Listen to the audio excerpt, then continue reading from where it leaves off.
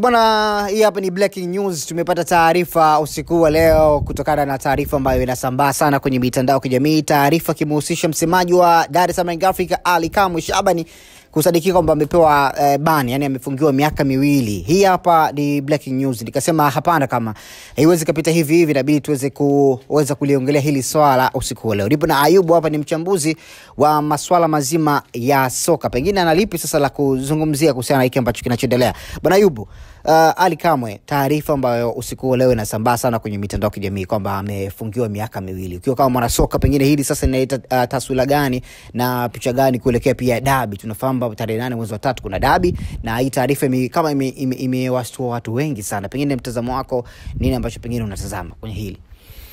Yeah, of course ni pengo kwa klabu ya Yanga kwa sababu Ali Kamwe ni mmoja kati ya wasemaji ambao wamekuwa wanafanya vizuri sana tangu kuajiriwa kuwa msemaji katika klabu ya Yanga, na kuna ubunifu mkubwa sana ambao ameweka mezani katika klabu ya Yanga. So kukosekana kwake kwenye dabi, kama adhabu yake itakuwa implemented kuanzia sasa hivi, ina maana hata kwenye mechi ya dabi hato husika kwenye kusemea klabu ya Yanga.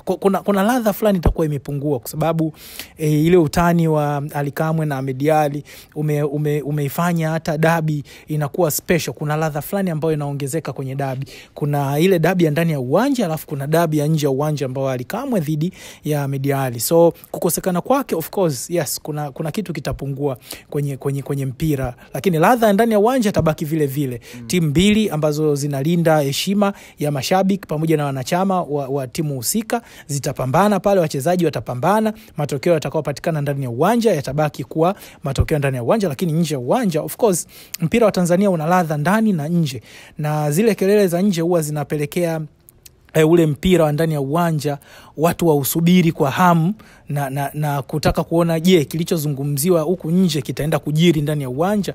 Kwa hiyo kuna kitu kitakuwa kimepungua kama Ali Kamwe hatakuwa sehemu ya klabu ya Yanga kuisemea kuelekea kwenye mechi ya Simba na Yanga ambayo itachezwa tarehe 8 siku ya Jumamosi. Lakini adhabu alistahili kupewa hiyo adhabu? Yeah, of course. Kuna kosa lilifanya kwenye mtandao wa kijamii, na watu wanaweza kaliangalia hili kosa ambalo limepelekea yeye kama kweli amefungiwa, sababu bado hakuna taarifa official, yani zile taarifa kutoka kwenye mamlaka husika kuonyesha kwamba kweli Ali Kamwe amefungiwa. Lakini sheria na kanuni ambazo zimetengenezwa kwa ajili ya kusimamia mpira wa Tanzania ziko wazi. Unapokuwa kiongozi ambaye upo kwenye timu fulani, utakiwi kuzungumzia mabaya, it's either kumsema vibaya kiongozi mwenzako ama kusema vibaya mtu yeyote ambaye anahusika na mpira wa Tanzania kwa namna moja au nyingine. Yeye Ali Kamwe alikiuka kifungu hiko, akawasema vibaya marefali, na hatimaye of course mamlaka zimekaa chini, zimepitia faili lake na kuona kwamba kuna kosa amelifanya, anastahili kuadhibiwa. Kwa hiyo adhabu ipo na alistahili kuadhibiwa kutokana na kosa alilofanya. Na ingekuwa kama imefanyika sehemu alafu hakuna ushahidi, of course tungesema labda ameonewa, lakini ushahidi upo kupitia kwenye page yake ya Instagram. Yeye aliandika, aliwakosoa moja kwa moja marefali, of which anafahamu kabisa mtu yoyote kama ni kiongozi wa taasisi fulani ama timu fulani ambao inahusika moja kwa moja kwenye ligi ya Tanzania, iko kifungu kipo kilikuwa kina hukumu kwamba utakiwi kumsema mtu yoyote ambaye anahusika na mpira moja kwa moja. Kwao amekiuka kifungu, yes, adhabu alistahili. Kwao kwangu mimi sioni namna yote kwamba Ali Kamwe ameonewa, na mtu anaweza kajaji tu kutokana na hii adhabu, lakini Ali Kamwe huko nyuma alishapewa warning mara kadhaa. Lakini pia kuna namna ambayo huwa anajisahau, kwa sababu kuna vitu ambavyo anavizungumza kwenye utani anaenda mbali zaidi. Mfano issue ya mchezaji wa Simba kujifunga Radax Chasambi, Ali Kamwe aliongea vitu vingi sana, mpaka kuna baadhi ya media zikawa zimetoka hadharani na kuongelea kile kitu ambacho Ali Kamwe alikuwa amekifanya. Yes, kuna namna Ali Kamwe, yes, ni kijana, alijisahau, yes, ni kijana, ana ubunifu, ni mtendakazi, mchapakazi mzuri sana. Ni mtu ambaye ana ufahamu mpira, anaongea mpira, anaishi mpira, ana ushawishi mkubwa sana kwenye mpira, lakini kuna namna ambayo kuna kipindi inafika anatoka nje ya mipaka ya weledi wa ile kazi yake. Kwangu mimi nafikiri hii adhabu amestahili, na ila sasa ukubwa wa adhabu miaka 2 ni muda mrefu sana kwa kijana kama yule Ali Kamwe, na tunafahamu sisi tunaishi soka, yani mimi na wewe sasa hivi tunaishi kwa sababu ya mpira pia.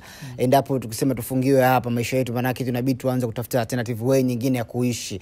Kwa Ali Kamwe miaka 2 na tayari ashatengeneza ufalme wake, pengine sasa ni nafasi au wakati wa Haji Sunday Manara kuchukua sasa kile kiatu ambacho alimwachia mdogo wake Ali Kamwe, na sasa ni kama kimerejea, au pengine Yanga wakae chini na kuwaza nani wamtafuta mwingine. Mimi naona kama Haji Manara sasa ni wakati sasa wa kuchukua kile kijiti ambacho pengine alimkabidhi kijana wake Ali Kamwe. Maisha ni kitu cha ajabu sana. Wahenga waliwahi kusema kwamba panapotokea vita vya kunguru basi vita vya panzi furaha kwa kunguru. Of course hiki kitu ambacho kimemtokea Ali Kamwe, kuna namna najua brother atakuwa yani, kwa sababu maybe viongozi wa Yanga wakae chini waweze kupata huo uthubutu wa kwenda kumtafuta mtu mwingine nje ya klabu ya Yanga aweze kuja kushika hiyo nafasi ya Ali Kamwe kwa hiyo miaka 2, kwa sababu tunakumbuka Ali Kamwe wakati anaingia madarakani Haji Manara alikuwa amefungiwa miaka 2 na tukaona ameestablish kitu kikubwa sana kwenye klabu ya Yanga, ubunifu aliofanya kwenye idara ya habari ya klabu ya Yanga, ubunifu ambao ameuleta kwenye jinsi gani maudhui ya Yanga yanavyoweza kutengenezwa kwenye mitandao ya kijamii. Yanga amekuwa akifanya vizuri sana siku za hivi karibuni. Hiyo yote ni kazi ya Ali Kamwe. So anapokuja mtu mwingine ina maana atakuja kuleta kitu chake kingine. Kwa hiyo hata Ali Kamwe akirudi ina maana kama anaanza upya, kwa sababu inabidi afute ya kile miaka 2 ambacho kimefanywa na mtu mwingine, aanze tena yeye kuimplement tena vitu vyake. Of course kuna namna ambayo itaweza ikachanganya klabu ya Yanga, lakini kama Ali Kamwe Haji Manara yupo na bado ana hiyo ukaribu na klabu ya Yanga, why not wapate tu uthubutu wa kumrudisha Haji Manara mpaka pale Ali Kamwe adhabu yake itakapofikia tamati, then atarejea kuwa msemaji wa club. Kwa mimi naona kwa falsafa ya mpira wa Tanzania, siasa za mpira wa Tanzania, utani uliopo wa Simba na Yanga, of course Haji Manara kama atarudi, kuna namna ataendeleza kile kitu ambacho Ali Kamwe amekifanya, na kuelekea dabi kuna utamu mwingine unaweza ukaja, kwa sababu Haji Manara versus Ahmed Ally wote tunafahamu ni waongeaji. Kwa kuna ladha nyingine ambayo tunaweza tukaipata kuelekea dabi.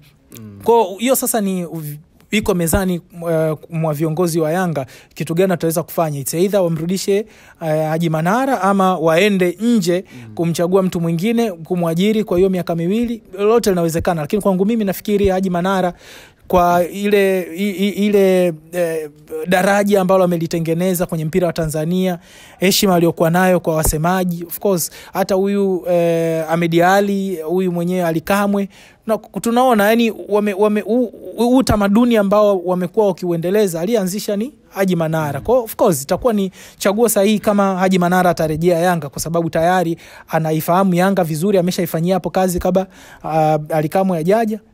Naona itakuwa ni kitu kizuri kwa Yanga. Sawa, tukimaliza hilo la Ali Kamwe, tumalize hili hapa pia la Ahmed Ally pia. Yeye bwana, baada ya kupewa taarifa ya kuitwa kule TFF na kesi yake kwamba baadhi ya watu kutokea Yanga waliweza kumfungulia kesi kutokana na matamshi yake yale ya kusema kwamba wao pamoja na Singida ni kama familia moja, yeye ameonekana hana hatia kabisa kwenye hili hapa. Pengine Ahmed Ally ana la kujifunza kupitia Ali Kamwe, kwa sababu lolote linaweza kutokea muda wowote kupitia yeye pia.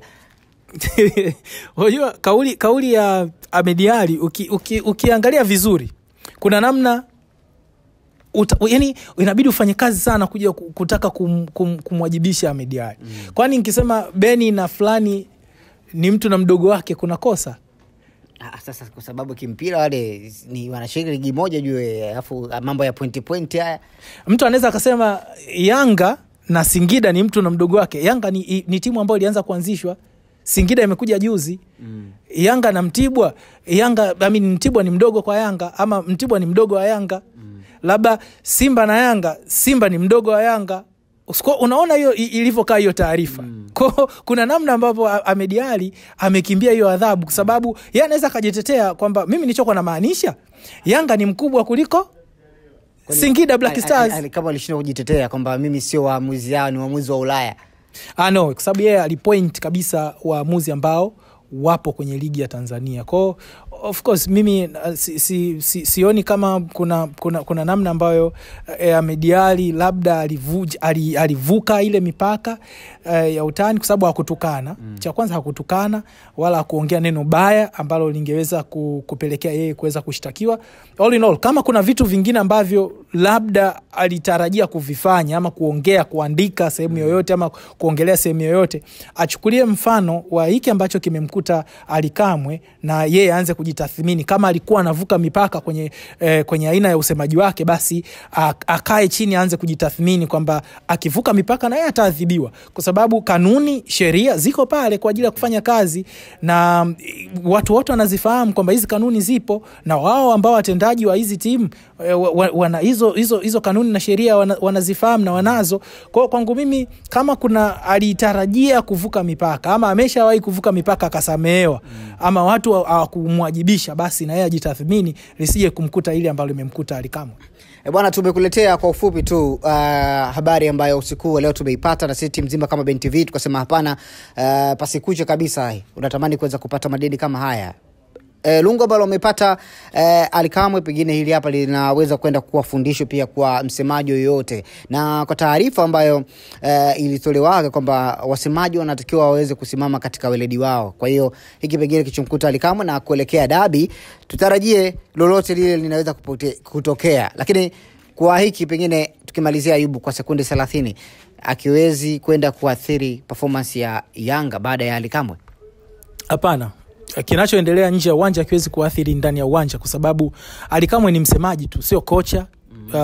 Sio mtu wa viungo, mtaalamu wa viungo pale ama physio katika klabu ya Yanga, sio mchezaji. Kwa yeye kazi zake anazifanya nje, na wachezaji wanaweza kwenda kupata matokeo chanya ndani ya uwanja, kwa sababu kocha ndo ambaye anatengeneza system, jinsi gani timu inacheza, jinsi gani timu inashambulia, jinsi gani timu inajilinda. Kwa kwangu mimi sioni namna yoyote kufungiwa kwa Ally Kamwe kunaweza kuathiri performance ya timu ya Yanga, kwa sababu yeye anahusika nje ya uwanja, sio ndani ya uwanja, na anayetengeneza mipango ya timu ni kocha. Kama angekuwa ameondoka kocha, of course ningesema kuna namna ambayo labda Yanga ingeweza kuathirika, kwa sababu angekuja mwalimu mwingine aanze kutengeneza mipango yake, jinsi gani timu inacheza, jinsi gani hivi 1 2 3, kuna issue za kiufundi labda. Lakini ameondoka msemaji hawezi kuiathiri